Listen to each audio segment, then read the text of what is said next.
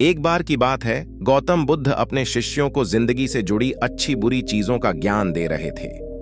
सभी शिष्य उनकी बातों को बहुत ध्यान से सुन रहे थे। उन सभी में एक शिष्य ऐसा था जिसे प्रश्न पूछने की बहुत आदत थी। वो उठकर गौतम बुद्ध के पास गया और उनसे बोला, आप हमें जिंदगी के बारे में जो कुछ सिखा रहे हैं उस सब का क्या फायदा, क्योंकि हम में से बहुत से बच्चों को ये भी नहीं पता कि हमारे जीवन का मूल्य क्या है और ये जीवन हमारे लिए कितना कीमती है। पहले आप हमें ये बताइए कि इस जीवन का मूल्य क्या है। अपने शिष्य की बात सुनकर गौतम बुद्ध अपने कक्ष में गए और एक चमकता हुआ पत्थर का टुकड़ा लेकर आए। वो टुकड़ा उन्होंने अपने शिष्य को दिया और बोले, मैं तुम्हें इस जीवन का मूल्य तब बताऊंगा जब तुम इस पत्थर का सही मूल्य पता लगाकर आओगे। साथ ही ये ध्यान रखना कि तुम्हें यह पत्थर का टुकड़ा किसी को बेचना नहीं है। गौतम बुद्ध की बात मानकर वो शिष्य बाजार की तरफ चला गया।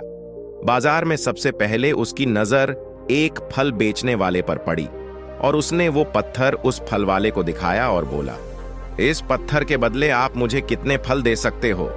फल वाला बोला, ये पत्थर कुछ खास तो नहीं है, लेकिन फिर भी इसके बदले में तुम्हें 10 केले दे सकता हूं। वो शिष्य उस पत्थर को लेकर आगे चला गया। फिर उसे एक सब्जी वाला मिला। शिष्य ने उस सब्जी वाले से उस पत्थर की कीमत पूछी।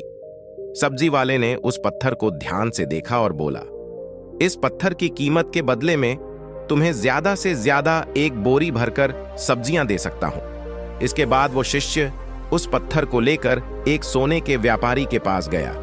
उस पत्थर की टुकड़े की चमक देखते ही उस सुनार ने उसकी कीमत 100 सोने के सिक्के लगाई। शिष्य ने वो टुकड़ा बेचने से मना किया तो वो सुनार उसके बदले 200 सोने के सिक्के देने को भी राजी हो गया, लेकिन शिष्य ने वो पत्थर नहीं बेचा।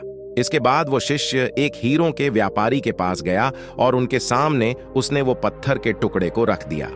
उस पत्थर को देखते ही हीरों के व्यापारी ने एक साफ कपड़ा बिछाया, उस पत्थर को उसके ऊपर रखा, फिर उसकी परिक्रमा की और हाथ जोड़कर उस पत्थर को कपड़े में लपेटते हुए वो बोला, तुम जिसे मामूली पत्थर समझकर उसकी कीमत पूछ रहे हो, असल में ये एक बेशकीमती रूबी है। ऐसा रूबी हर किसी को नहीं मिलता। मैं अगर अपना सब कुछ बेच भी दूं तो भी इसकी कीमत नहीं चुका सकता। उस व्यापारी की बातें सुनकर वो शिष्य हैरान हो गया। वो दौड़ा दौड़ा सीधा बुद्ध के पास आया और उन्हें उसने जो कुछ भी बाजार में हुआ वो सब बताया। उसकी अचरज भरी बातें सुनकर गौतम बुद्ध बोले, तुम्हारे सवाल का जवाब इस रूबी की कीमत में ही छिपा है। हमारा जीवन भी एक रूबी है। रूबी की तरह ये भी बेशकीमती है, लेकिन हम इस बात को हमेशा नजरअंदाज करते हैं और अपने जीवन का मूल्य नहीं समझते। हम दूसरों को देखकर और उनके जैसा जीवन जीने की कोशिश में अपने जीवन की कीमत को कम कर देते हैं। हम ये सोचते हैं कि हमारी जिंदगी की कीमत वही है जो दूसरे हमें बताते हैं, लेकिन ये बात हमेशा ध्यान रखना कि सामने वाला अपनी हैसियत, बुद्धि और अपनी समझ के हिसाब से तुम्हारी कीमत लगाता है। जिंदगी सिर्फ एक बार मिलती है, इसलिए इसको बर्बाद ना करें। अपनी जिंदगी को उतना ही कीमती समझें जितना कीमती आप अपने बैंक में रखें रुपयों को समझते हैं। आज के समय में लोग अपनी जिंदगी से ज्यादा कीमती प्यार, पैसों और दिखावे से भरी चीजों को समझते हैं। प्यार के चक्कर में लोग सुसाइड कर लेते हैं, पैसों के चक्कर में ऐसा काम करने लग जाते हैं जिससे उनकी जिंदगी बर्बाद हो जाती है, नाम कमाने के चक्कर में उल्टे सीधे काम करने लग जाते हैं।